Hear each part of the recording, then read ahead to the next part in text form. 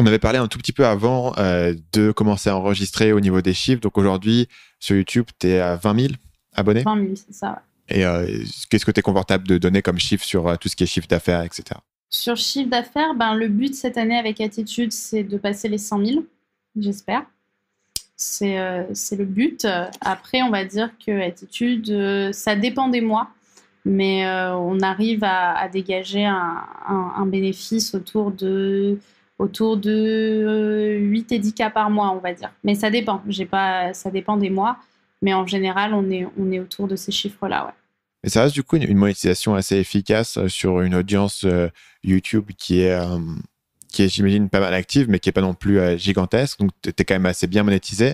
Et ça, je pense que c'est vraiment, pour les gens qui écoutent, la force de faire du coaching, quoi. Tu parles du coaching qui représente une grosse part de ton CA. Faire ce chiffre-là juste en vendant des formations dans la séduction, ça demande quand même de toucher beaucoup de monde ou d'être vraiment agressif sur le marketing. Ouais, et pour te dire, moi-même sur mes formations, j'ai jamais fait de pub Facebook, ni sur mes coachings. Je pense que pour les gens qui veulent se lancer sur YouTube, ou du moins qui veulent travailler, on va dire, vivre, on va dire, de leur activité de coaching, YouTube, c'est vraiment une force. D'ailleurs, ça devrait pas mal, j'ai pas mal de projets pour septembre qui vont sortir vis-à-vis de ça. Mais en fait, sur YouTube, les gens s'attachent à toi. Tu crées de l'empathie entre le prospect, le spectateur et toi.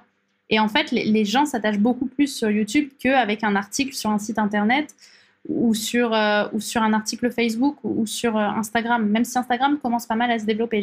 J'ai converti des gens sur Instagram, aussi fou que ça puisse paraître.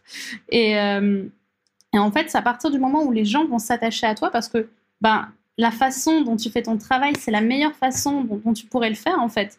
Tu sais que tu es fait pour ça et c'est vraiment ce que j'invite les gens qui veulent entreprendre à faire. Quand tu sais que tu es fait pour ça, dans ce cas, tu donnes le meilleur et tu restes surtout authentique dans ta personnalité et les gens vont s'attacher à toi. Et à ce moment-là, ils vont avoir envie de financer quelque chose avec toi parce qu'ils savent que tu es la meilleure personne pour leur apporter ça, en fait, pour leur apporter la réponse à leurs problèmes.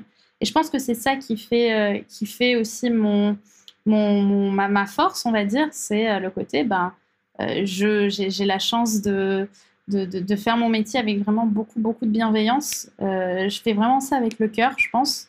Et les gens le ressentent. Les femmes le ressentent et me disent souvent, quand je leur demande la question « Pourquoi tu as besoin de moi spécifiquement ?», elles me disent « Parce que je me retrouve tellement dans ta situation et je me retrouve tellement dans ton passé et je me retrouve tellement dans la personne que tu es et dans ce que je voudrais devenir que je sais que c'est avec toi que j'ai envie d'avancer. » Et elles se sentent en confiance, en fait. Et je pense que c'est créer ce rapport de confiance et l'honorer.